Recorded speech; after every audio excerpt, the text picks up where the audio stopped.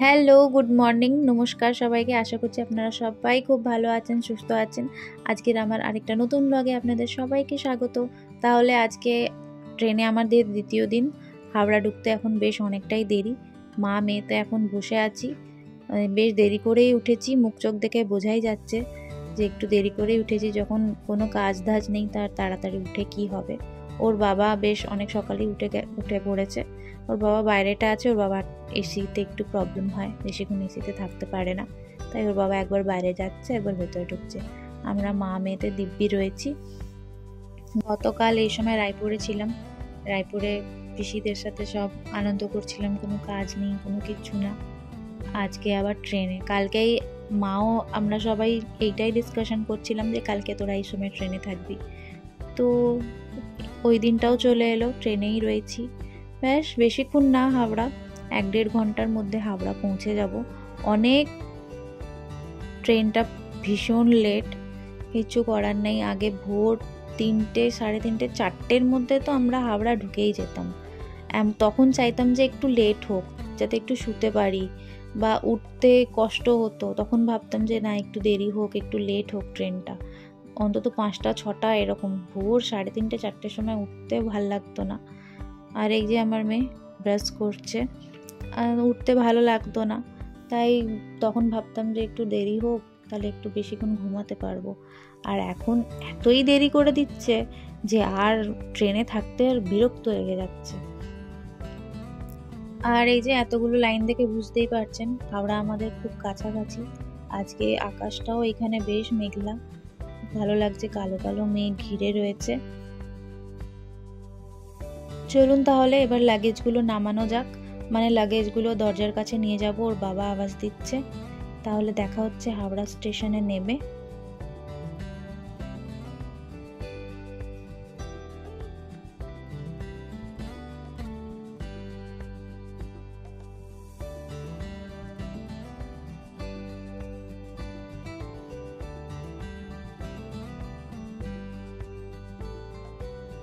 অনেকক্ষণ অপেক্ষার পর, প্রায় আপনার 20 ঘন্টার জার্নির পর আমরা নেমে পড়েছি হাওড়া স্টেশন। আর ট্রেনে মানে ভালো লাগছিল না। এইবার আস্তে আস্তে যাই। বেশ ভিড়, এই টাইমটা তো ভিড় হয়, অফিস টাইমিং, বেশ অনেকটাই ভিড় হাওড়ায়। সকাল থেকে শুধু চা খেয়েই রয়েছি, হালকা একটু চা খেয়েছিলাম। আর খুব খিদে পেয়ে গেছে, তাই ওর বাবাকে বললাম যে আগে কোনো কিছু স্টোরে বা দোকানে, খাবার দোকানে দাঁড়াতে একটু কিছু কিনে খাবো। বা ট্রেনে আমরা যাব। আর এবারে আমরা কোনো গাড়ি বুক করিনি, এবারে আমরা লোকাল ট্রেনেই বেরিয়ে যাব। এই লোকাল ট্রেনে বসে খেতে খেতে যাব। তাই ওর বাবাকে বললাম যে তুমি কিছু নিলে না? ওর বাবা বললো বাইরে কচুরি পাওয়া যায়। আর আমরা কচুরি আর খুঁজে পেলাম না বাইরের স্টেশনে কোথাও। আর পেয়েছে খুব জোর খিদে। বাইরেটা চলে এসেছিলাম, আবার আমরা হাওড়া স্টেশনের ভেতরে গেলাম। ভেতরে বেশ অনেকগুলোই দোকান ছিল। ওর বাবা বললো চলো তাহলে ভেতরে আবার ঢুকি, ভেতরে আবার দেখি কিছু যদি পাওয়া যায় নিয়ে প্যাক করে নেবো। আসলে ভেতরে বার্গার, পিৎজা, পাউরুটি জাতীয় কিছু ছিল, আর ওর বাবা ওইসব খায় না। তাই আমরা বাইরেটা একটু দেখতে এলাম যে কচুরি টচুরি যদি পাই তাহলে নেব। আর আমারও সকাল সকাল সত্যি কথা এসব ভালো লাগে না। কচুরি বা একটু হালকা তেলে ভাজা পরোটা এসব যদি হতো তাহলে নিয়ে নিতাম। পাইনি, তাহলে আবার হাওড়া স্টেশনের ভেতরে আসতে হলো, আবার সেই জিনিসগুলোই নিতে হলো। তাই এখান থেকে আমাকে আবার ভিডিও করাটা অ্যালাউ করলো না, আমি ভিডিওটা বন্ধ করে দিলাম। তারপর আমি ক্যামেরাটা ঘুরিয়ে নিলাম, পুরো হাওড়া স্টেশনটা ভালো করে ক্যাপচার করলাম। এইগুলো খাবার দাবার কিনে নিয়ে আমরা লোকাল ট্রেনে উঠবো, তাই লোকাল ট্রেনের দিকের স্টেশনগুলো যাব। আমরা লোকাল ট্রেনে বসে পড়েছি। এইটা যাবে চুঁচুড়োয় আমরা নামবো। ব্যান্ডেলে কোনো গাড়ি এখন নেই, তাই ওর বাবা বললো চুঁচুড়োয় নামবো। চুঁচুড়োয় নেমে ওখান থেকে আমরা লঞ্চ ঘাট ধরে চুঁচুড়োর থেকে নৈহাটি ফেরিঘাটে নেমে তারপরে সোজা বাড়ি। এই পাউরুটিতে আমার কিচ্ছু হবে না, আমার এত জোর খিদে পেয়ে গেছে। ওর বাবাকে বললাম একটু ঝালমুড়িও নাও, তো ওর বাবাও খাচ্ছে। ওর বাবা খুব একটা এসব পছন্দ করেই না। আর আমি বললাম একটু ঝালমুড়ি নাও, ওর ঝালমুড়ি নিয়ে এবার একটু ঝালমুড়ি আর এইসব মিশিয়ে একটু খাবো। বাড়ি যাওয়ার শুধু অপেক্ষা করছি কখন বাড়ি ঢুকবো। বাড়িতে গিয়ে রান্নাবান্নার কোনো ঝামেলা নেই। আমার মেজো যা মেজদি ভাই সব রান্নাবান্না করে পাঠাবে। ওর বাবা ফোন করে বলে দিয়েছিল যে একটু রান্না করে আমাদের একটু পাঠিয়ে দিতে, বা ওর বাবাই নিতে যাবে, বলবো ওর বাবাকেই নিয়ে আসতে, নাহলে মেজদার আবার কষ্ট হবে। সূর্য মানে মেজদার ছেলেও থাকে না, তাই ওর বাবাকেই বলবো যে নিয়ে আসতে মেজদি ভাইয়ের বাড়ির থেকে খাবার দাবার। তাই গিয়ে ফার্স্ট কাজ হচ্ছে বাড়ি পরিষ্কার করা, ঘর দুয়ার পরিষ্কার করে খেয়ে দেবো একটা পাক্কা টানা ঘুম। আর আমরা চুঁচুড়ো স্টেশন বেরিয়ে পড়েছি। আর ওর বাবা ফল ছাড়া বাঁচতে পারে না।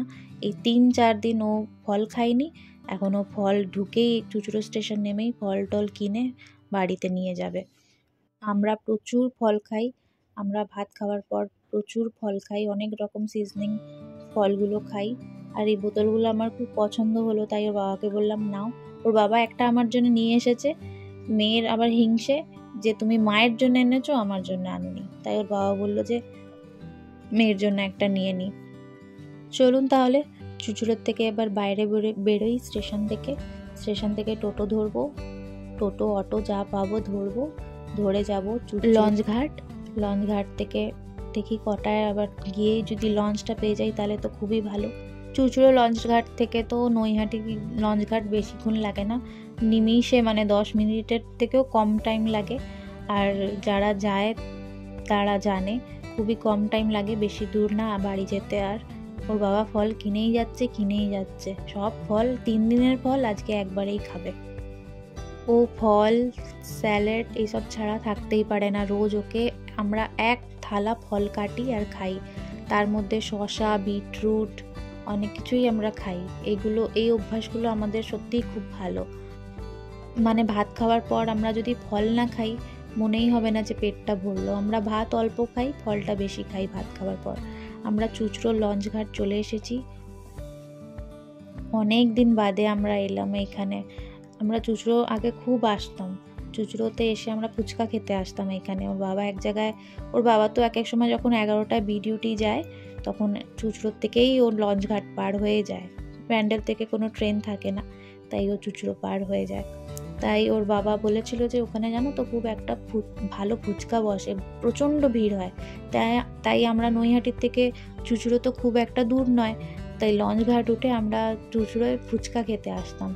অনেক দিন বাদ আজকে চুঁচুড়ো লঞ্চ ঘাট এলাম, বেশ অনেকবারই এসছি। ফুচকাটা সত্যি খুব ভালো করতো, মিস করি। কিন্তু এখন ওর বাবা বলে যে এখন ওই জায়গাটায় বসে না, জায়গাটাতে মানে বাড়ি বা বিল্ডিং কিছু হয়ে গেছে, তাই এখন ওই জায়গায় ফুচকাটা বসে না। আর কোথায় গেছে জানে না, তাই আর আসাও হয় না।